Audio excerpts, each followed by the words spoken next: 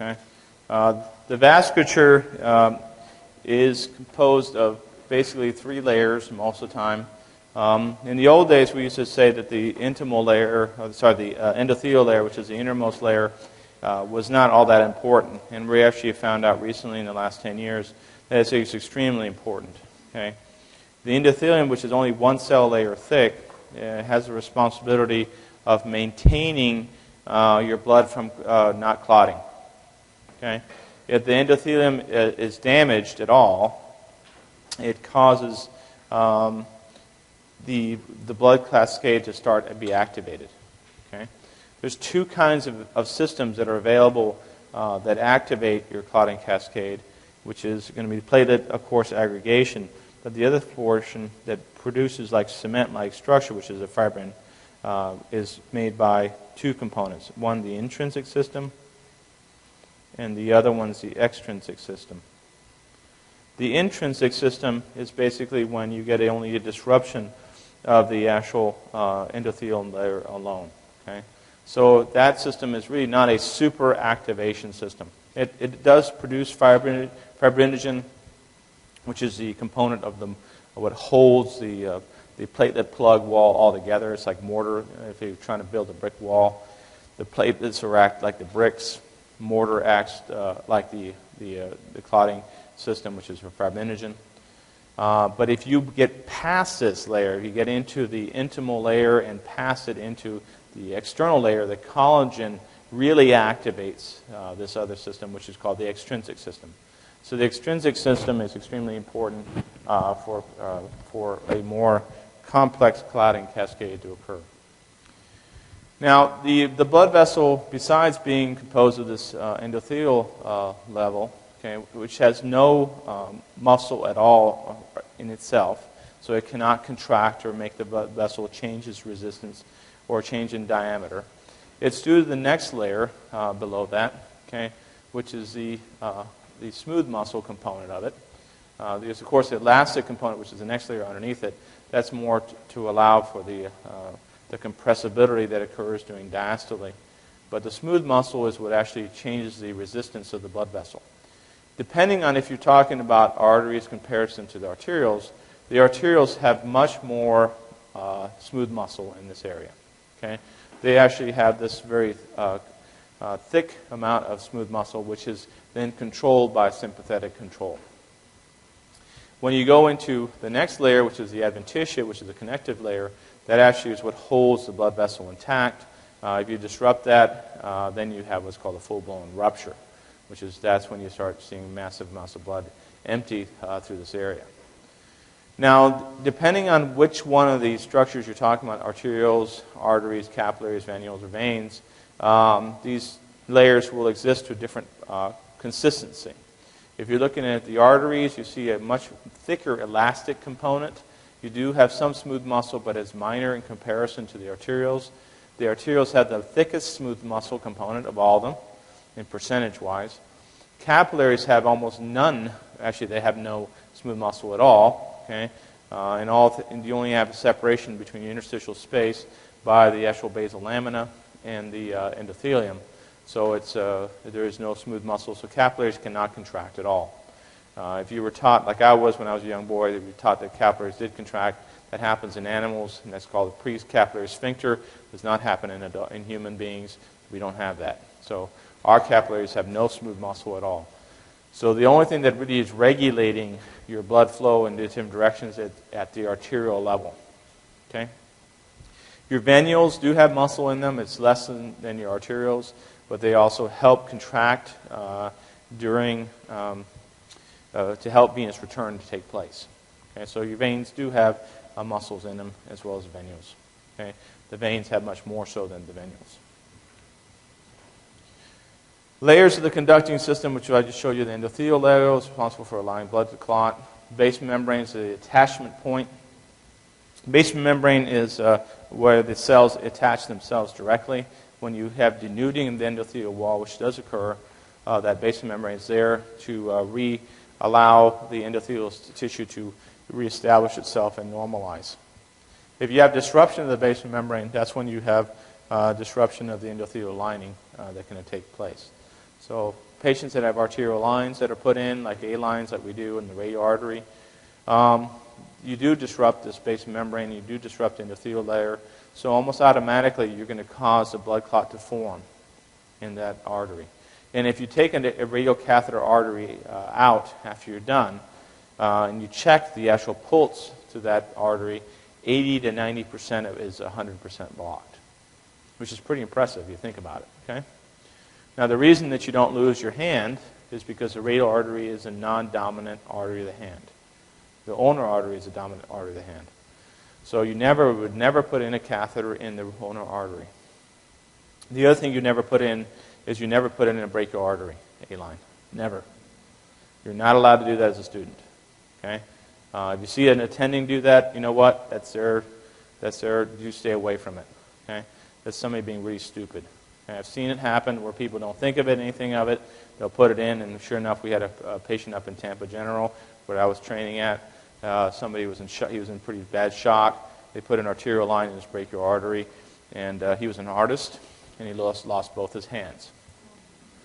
Not a good outcome. Okay? Pull out the checkbook. Plus, it also was no reason to put it in the brachial artery. It could have been in the axillary artery, which you do it all the time, or you could have done it in the femoral artery. Just one of the surgical residents decided that, I could put it in the brachial artery. We found out not a good idea. That's why you're not allowed to do that here. Okay? You will get away with it every once in a while if you do it. Okay? In about 70% of the time.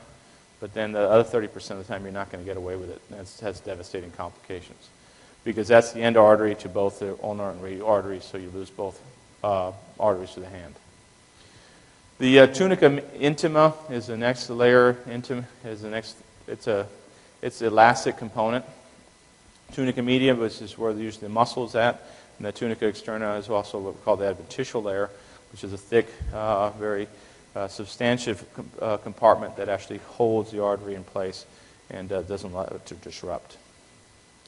There's different ways that you can describe these blood vessels. The first one to think of is conduit vessels. The conduit vessels just basically act just like a conduit, which means that they take the blood and move it along. They do not really compress, actively. What they do is they have a tremendous amount of elastic component in them. Okay, so the aorta, the subclavian artery, all those are conduit vessels. Okay, the femoral artery is a conduit vessel. Those arteries all have a tremendous amount of elastic component into them, which means that when the heart pumps into them, they dilate, and then when the ventricle is no longer contracting and you go into diastole where the aortic valve closes, then what actually maintains your perfusion pressure during diastole is the actual aorta compressing back down, due to this elastic component. If you lost the elasticity of it, your diastolic pressure would fall. And you see that with people that are older, that have a lot of atherosclerosis, their pipes become rigid. They get a very high systolic pressure because the aorta can't expand, so the pressure gets transmitted very quickly into them, so they get high systolic pressures. But when you measure your diastolic pressure, it's really, really low because the aorta is very heavily calcified and it can't rebound back. Okay? So calcium deposition in these blood vessels is a bad thing. These are relatively low in resistance, and it tends to have a unchanging resistance to flow. So these are considered the arteries and not the arterioles. So this is the component that has low resistance in it at that point. Okay? But once you go to the next one, which is the resistance vessels, that's really where resistance tremendously increases. Okay? So what controls your blood pressure as a whole is not the aorta. It's actually the arterioles. Okay? It has much thicker walls, which contains much more smooth muscle. It has much less elastic components in arteries, and it regulates your blood flow by vasoconstriction. Okay? The other thing that's impressive about resistance vessels is that the actual amount of surface area that they have increases dramatically. Okay, so the conductance vessels have low volume in comparison to what's actually exposed to the arterioles. If the arterioles vasodilate all at the same time, that's a form of what's called neurogenic shock. Okay, if you get into a situation where you get a complete sympathectomy, the person will immediately vasodilate their whole body, and they will actually cardiovascularly collapse. So one of the things that you want to avoid. The actual factors that are regulating your arterioles are different things. There's a sympathetic outflow, which is by far the most important one. There's also mechanical factors that are taking place, there's actually stretch receptors which auto-regulate these blood vessels. We also think that it's pulsatile dependent, which is an interesting concept. If you work in open heart, one of the things that you notice in patients after you come off bypass, even though the bypass machine has been running the whole time, the person always shows up acidotic afterwards. And you got to sort of scratch your head, because when you look at your mean pressure that pump is generating, it's pretty good. It's actually better than most of your pressures that you normally maintain. So then you got to ask yourself, why is the person still in shock? Why are they acidotic? Which means the cells have gone anaerobic, and now they're developing lactic acid, and now you're seeing that when you're coming off bypass. Why is a person still that way? And the answer most likely has to do with that the arterioles, the way they actually vasodilate is that they sequentially have a memory. They memorize how many pulsations they get. 1, 2, 3, 4, 5. At the fifth one, I open up. Okay, and I hold for 5 pulses. 1, 2, 3, 4, 5. And then I close back down and I let the next guy open up. So literally all the times, one blood vessel is collapsing, the other one's dilating. Then the other one dilates, the next one opens. So it does it in sequential fashion. And the way it does this most likely is via this pulsatile generation. Okay? And guess what happens when you put somebody on a cardiopulmonary bypass pump? It's continuous. And because it's continuous pressure, the stretch receptors have no way of identifying when they should dilate. So some of them stay constricted for too long a period of time before they reopen up. Okay? The way they know when to open up, so you don't get into massive shocks, is that you start getting circulating stimuli, such as endogenous compounds being released by cells that are toxic. Okay? And that tells that, hey, improve my perfusion. So when they get acidotic is when the blood vessel opens up. Okay? So things like increasing levels of PCO2 would also cause vasoconstriction to take place, to shunt the blood away from that area. Okay? This is the cerebral blood vessel, so it's showing you the complete opposite. But in the peripherally, what happens in that situation, when you get elevations in PCO2 high enough, you will cause vasodilation to take place. So don't memorize this too much. Just understand that you have many different factors that are affecting this. The perivascular nerves, which is the sympathetics, are the ones that are most important in controlling your blood flow to the rest of your circulation. Okay? This is for cerebral circulation. I shouldn't have put this up here, but this is just another thing that you'll eventually reach and talk about. Exchange vessels is where the actual blood can actually exchange between the interstitial space. When you're looking at the conductance vessels and really the arterioles, there's very little exchange taking place. And actually in the conductance vessels, there's zero exchange taking place. These are the superhighways. Okay? If you drive on any superhighway, you're going up I-75, you can drive by Tampa, Orlando, and never see the city. Okay? Because as long as you stay on the superhighway. And that's what happens when you're talking about a conductance vessel as well as your arterial. You're really looking at major superhighways going at very high velocity. Once you start branching off and going into the smaller blood vessels, then you're now into the city level. Now you're down to the cell level or the house level where you're now going to exchange stuff. So the capillaries is where this takes place. So the capillaries are essentially critical for you to deliver the amount of nutrients as well as your oxygen and extraction of your waste products. Okay? So these things are only a cell layer thick. Because of that, that means that their perfusion pressure has to be very, very low. If you have high perfusion pressures to a capillary, you'll destroy it. You'll shear it, and you'll get microvascular hemorrhaging taking place. That's why when people tell you that with a person's hypertensive crisis, that they have a 300 blood pressure, that's really bad because it eventually does get into the capillaries, and you start getting microvascular hemorrhaging all over the place, including the brain, which is a disastrous effect. Capillaries really can't alter their blood flow by vasoconstriction. They're totally dependent on the arterioles that are delivering the perfusion to them. Okay?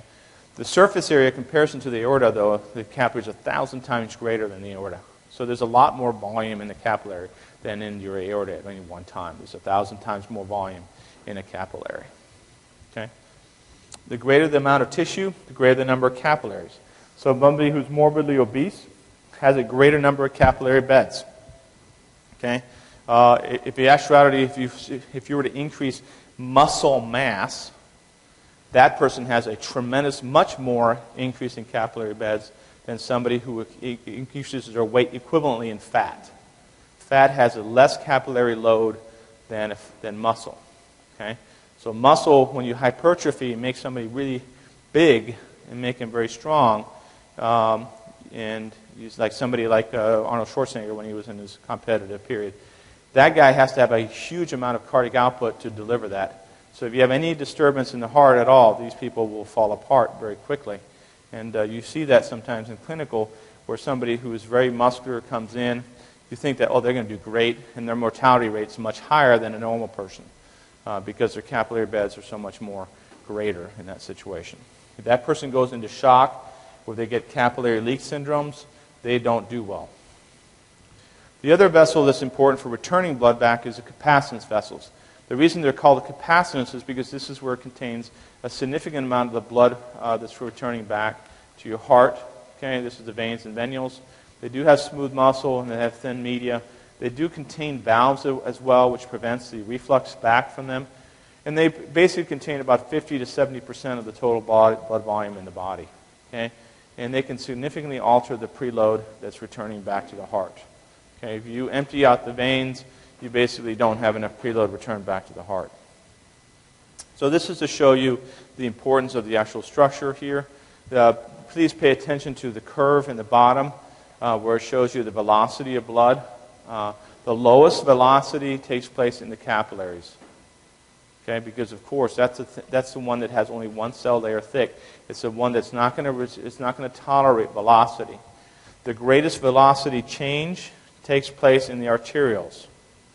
So the arterioles is what actually reduces the velocity down.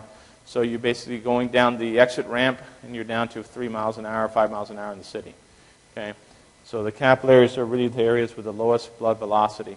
But notice that the blood velocity increases dramatically, and so you do have a significant venous return velocity speed of the blood. Okay, so you are getting blood returning back, and that's very hard for most students to understand. Why is it that my velocity is increasing? And here's why. You have to think about surface area. The capillaries have a huge surface area, and then as you come back to the venules, what happens as you're going back to the inferior vena cava? What happens to my surface area? It's becoming narrowed. So what happens when you do that with anything in the river? If you go from a wide river, then you become a thin river, what happens to the velocity running through here? It increases. You start seeing turbulent flow. Okay, and that's the same thing happens with the vein system. As the veins return back to the heart, they narrow down to a lower surface area, which then increases the velocity of blood transferring back there and increases your blood flow return back to your heart. Control of the blood vessels are basically by sympathetic activation is by far the most important part. That's what controls your metabolic, your vasoconstriction control as they stand up and when you basically go from a sitting position to a standing position. You also have local chemical conditions that are also metabolic, which also are important. If you increase your actual waste products, these will cause vasodilation eventually to take place and overcome the sympathetic activation at times. The importance of this is that it regulates the arterial dilator tone, okay, which is eventually affects your peripheral resistance, and that does affect overall your cardiac output. Okay, because cardiac output is a big component of it, yes, but it's not the only component of it. The other component of it is peripheral vascular resistance, and that was what makes your blood pressure. Okay. This is why we don't want you talking about blood pressure. Okay, now do you understand why? Because blood pressure has got two components to it. One's got the heart component, and the other is vascular tree. Okay, so when we start talking about what the heart's doing, we want to get down to the isolated components of the heart: preload, afterload, contractility, and heart rate. And then when we talk about blood pressure, we're basically talking about the two components: one heart, and the other component is vascular tree. And you've got to be able to separate which one it is you're talking about, because sometimes you'll be in a state of shock, not because the ventricle is lacking in performance, but because the blood vessels are dilated inappropriately. Neural shock, okay? Patients with anaphylaxis, okay? Where you get inappropriate vasodilation, okay?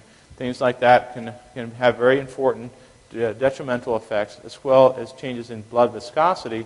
If you decrease blood viscosity and you give that person lots of crystalloids, you do decrease their peripheral vascular resistance, and that's going to drop their blood pressure.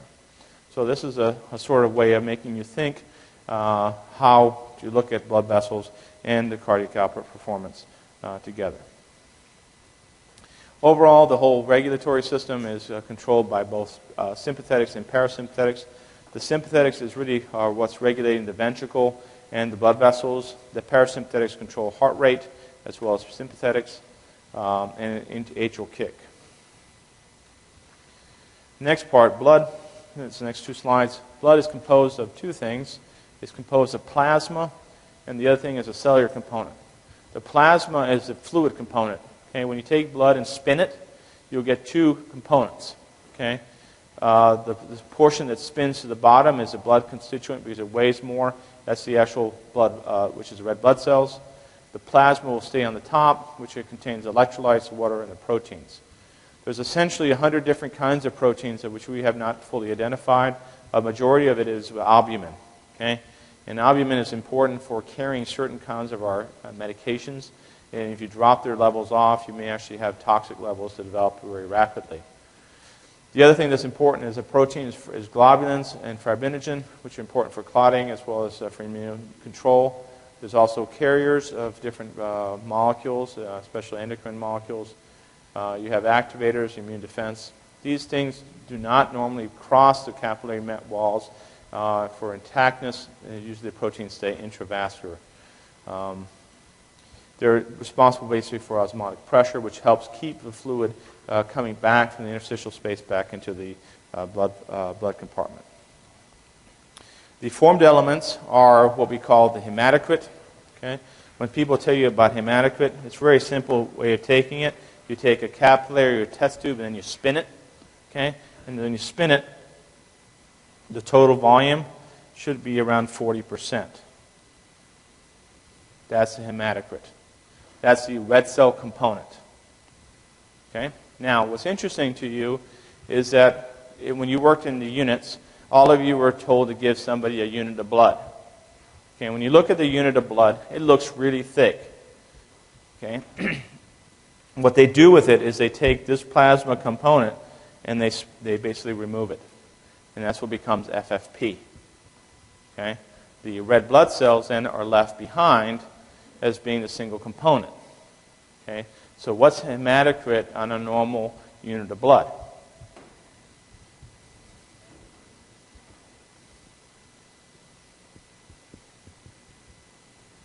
%, hematocrit.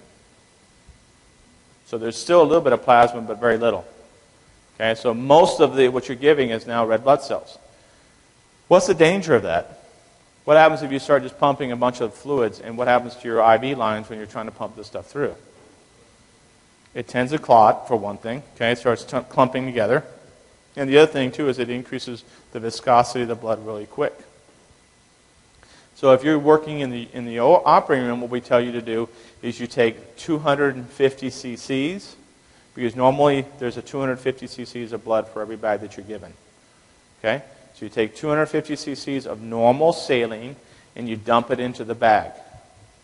And that brings your hematocrit down to 40%. Okay? You're just halving it. That's why you do that. Okay? So you go from this back to this with 200. Sorry, I'm not that right-handed. 250 cc's of normal saline. Okay? Why normal saline? Why not using lactated ringers? Lactated ringers has calcium in it. Calcium will cause the actual hemoglobin, the citrate inside it, to bind. Okay, to go away. So the platelets begin to stack on top of each other. Sorry, not the platelets, but the red blood cells start stacking up top of each other. Okay, and that's not good. Okay, because then you start causing microemboli to the patient. That's going to cause problems in the lung. Okay, so make sure you use normal saline. All these elements that are in that are red blood cells, plus you get platelets in there, which is a small fraction, and you also get white cells in here, are all formed by the bone marrow. Okay, so they are the cellular component of the cell. That's what we call the crit. Okay. Now, one of the things, when you start losing blood, I don't use crit, I use hemoglobin, because I work with adults. And when you work with kids, you use crit a little bit more. But if you're working with adults, you have a very simple rule. Okay? For every 1 drop of hemoglobin, that's equivalent to 250 cc's blood loss. Such a simple fact. Okay? So if I lose 1 liter of blood, how many drops in hemoglobin do I have? 4. So in other words, if I started at 12, I'm down to 8. See how fast the math is? It's not complicated. Okay, and it works just fine in the adult. As long as you're giving fluids in the case, that literally will linearly correlate. Okay? So if you lose 2 liters, now you're down to hemoglobins of 4. You're critical. So it doesn't require you to do the advanced calculations that you have to learn when you get to clinical. This is just a gross way, when you take care of adults, you know where you're at all the time. I find it useful. That's why I pass it on to you. When you take your boards and stuff like that, they'll ask you to do the actual equation, which we'll get into later on. Okay, but right now, just get that concept in your mind. For every 1 drop in hemoglobin, you usually have a loss of 250 cc's of blood.